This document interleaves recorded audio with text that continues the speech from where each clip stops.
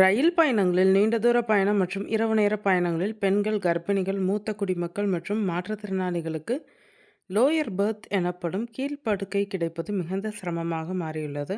இந்த நிலையில் அவர்களின் சிரமத்தை போக்கும் வகையில் மேற்கண்ட தரப்பினருக்கு தானாகவே லோயர் பெர்த் ஒதுக்கப்படும் என்ற மகிழ்ச்சிகரமான அறிவிப்பை வெளியிட்டிருக்கிறார் மத்திய ரயில்வே துறை அமைச்சர் அஸ்வினி வைஷ்ணவ். இந்திய ரயில்வே துறை உலகிலே மிகப்பெரிய ரயில் வலையமைப்புகளில் ஒன்றாகும். காஷ்மீர் முதல் கன்னியாகுமரி வரை மக்கள் பாதுகாப்பாகவும் குறைந்த செலவில் பயணம் செய்ய ரயில்வே முக்கிய பங்கு வகிக்கிறது. ஆண்டுதோறும் கோடிக்கணக்கான மக்கள் ரயில் பயண சேவையை பயன்படுத்துகின்றனர். வந்தே பாரத் போன்ற நவீன ரயில்கள் வருகையால் ரயில்வே பயணம் மேலும் வேகமானதாகவும் வசதியானதாகவும் மாறியுள்ளதால் பெரும்பான்மையான பயணிகள் இதனையே விரும்புகின்றனர். இந்நிலையில் ரயில் பயணத்தில் பெண்கள், மூத்த குடிமக்கள் மற்றும் மாற்றுத்திறனாளிகள் கீழ்ப்படுக்கையை பெறுவது பெரும்பாலும் சிரமமாக இருக்கும். குறிப்பாக 45 வயதுக்கு மேற்பட்ட பெண்கள், முதியவர்கள், கர்ப்பிணி பெண்கள், மாற்றுத்திறனாளிகள் போன்றோருக்கு பயண வசதிகள் குறைபாடு ஏற்பட்டுள்ளதாக பல முறை புகார்கள் எழுந்துள்ளனர். இந்த நிலையை சரி செய்ய மத்திய ரயில்வே துறை புதிய நடவடிக்கைகளை அறிவித்துள்ளது.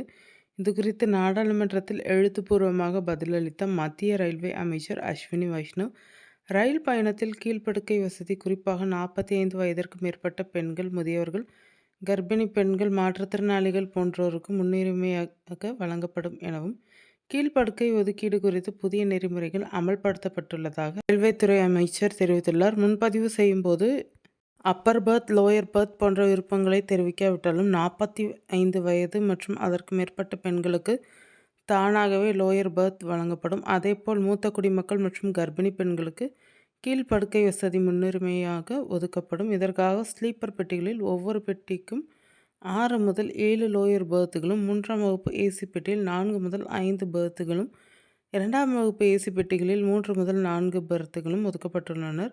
ராஜ்தானி, சதாப்தி உட்பட அனைத்து நீண்ட தூர ரயில்களிலும் இது நடைமுறையில் இருக்கும். கீழ்ப்படுக்கைகள் காலியாக இருந்தால் மற்ற பெர்த்துகளில் பயணம் செய்பவர்களிலிருந்து முதியவர்கள் மற்றும் கர்ப்பிணிகளுக்கு அந்த இடங்கள் மாற்றி வழங்கப்படும் எனவும் ரயில்வே தெரிவித்துள்ளது. மாற்றுத்திறனாளிகளுக்கான வசதிகளும் மேலும் மேம்படுத்தப்பட்டுள்ளன. Sleeper 3D AC, 2D AC ஆகிய பெட்டிகளில் தலா 4 இடங்கள் மாற்றுத்திறனாளிகள் மற்றும் அவர்களின் உதவியாளர்களுக்காக ஒதுக்கப்பட்டுள்ளனர். அவர்கள் சிரமமின்றி பயணம் செய்ய தனிப்பட்ட கதவு அகலமாக வடிவமைக்கப்பட்டுள்ளதுடன் சக்கர நாற்காலியை நிறுத்தும் வசதி, அகலமான பாதைகள், அவர்களுக்கேற்ற கழிப்பறைகள் போன்றவை புதிதாக அமைக்கப்பட்டுள்ளனர். பார்வை குறைபாடு உள்ள பயணிகளுக்காக பிரெயில் எழுத்துக்களுடன் கூடிய அறிவிப்பு பலகைகளும் சேர்க்கப்பட்டுள்ளன.